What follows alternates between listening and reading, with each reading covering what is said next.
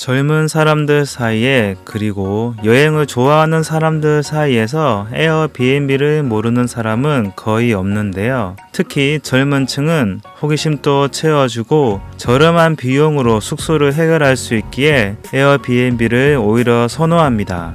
모래 속에 숨겨진 진주를 발견하듯이 남들이 모르는 좋은 에어비앤비 숙소를 발굴하려고 많은 시간을 투자하며 숙소의 컨디션을 체크하고 호스트의 성향을 파악하려고 합니다. 에어비앤비의 3명의 창업자는 브라이언 체스키, 조 게비아, 네이션 블레차르지크입니다. CEO인 체스키는 독서광입니다. CEO가 되고 나서 수백여 권의 경영 서적을 읽으며 고민하고 연구하였는데요. 뿐만 아니라 여러 멘토들과의 이야기를 통해 가르침을 얻으려고 노력합니다. 체스키는 새로운 정보를 끊임없이 흡수하고자 하는 강박관념이 있습니다. 링크드인의 창업자인 호프만은 그를 향해 학습하는 기계라고 칭하기도 했습니다. 다른 말로 체스키는 무한한 학습자입니다. 끊임없이 배우고 익히고 흡수하려고 하는 그의 자세, 그리고 그는 배우는 것에 그치지 않고 그가 깨닫고 익힌 것을 기꺼이 공유하고 나누기 위하여 매주 일요일 밤마다 전 직원에게 이메일을 보내는데요. 그의 이러한 자세와 정신이 에어비앤비가 지금에 이르는 데에 큰 공헌을 하지 않았을까 생각됩니다. 그는 처음에 에어비앤비를 이익 사업으로 만들지 않으려고 했었지만 나머지 두 창업자의 조언을 듣고 이익 사업으로 만들었습니다.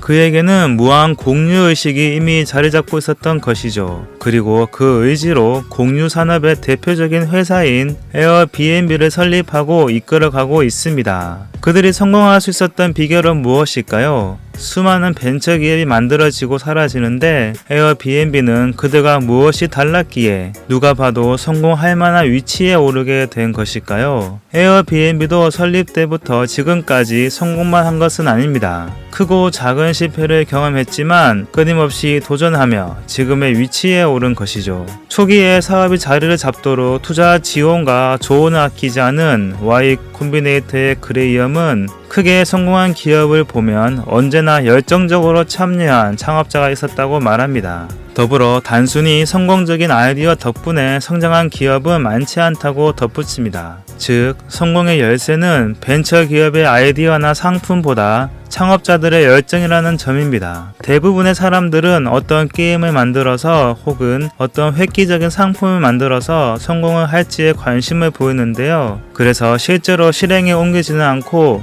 그저 완벽한 아이디어만을 찾기 위해 골몰합니다. 그러나 에어비앤비의 새 창업자들은 그렇지 않았습니다. 그들의 열정은 곧 실행력이었습니다.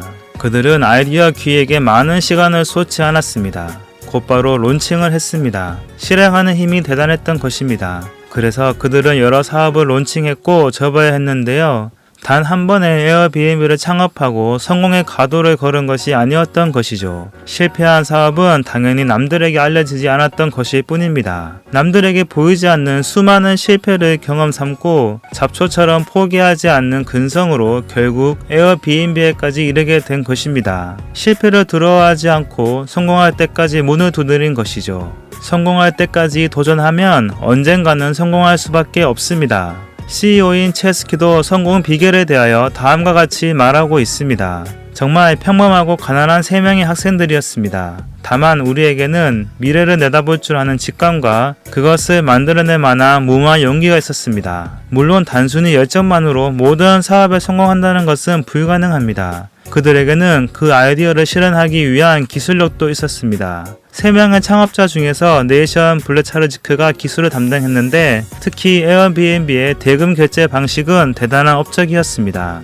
국제 시장과 환율의 복잡함을 해결하면서도 하루에 수십만 명의 개인들에게 대금을 송금할 수 있는 사용자 간 대금 지불 시스템을 구축해낸 것이죠. 이후로도 에어비앤비의 대금 지불 시스템은 진화를 거듭했습니다. 사이트를 이용하는 사람들은 감지하지 못하겠지만 이 시스템의 혁신적 가치는 엔지니어들 사이에서 대단한 업적으로 회자되고 있습니다. 또한 클라우드 컴퓨팅 서비스를 통하여 시간과 에너지, 비용을 절약하고 신속히 규모를 확장할 수 있었다고 평가합니다. 사실 성공의 요소가 딱 이것들이다라고 콕 집어 말하기는 어려운 부분이 존재하는데요. 기본적으로 성공한 기업이 탄생하는 것은 시대적 산물이기 때문입니다. 창업자의 열정, 기술력, 시대적 요구, 시대적 환경 등 모든 것들이 들어맞을 때 그 기업은 상상을 초월할 정도로 빠른 속도로 확장되고 사람들에게 퍼져나가는 것을 아마존, 구글 등 이미 여러 기업을 통해 우리는 목격하였습니다. 에어비앤비도 조금씩 그 기업들의 반열로 다가가고 있는 것입니다.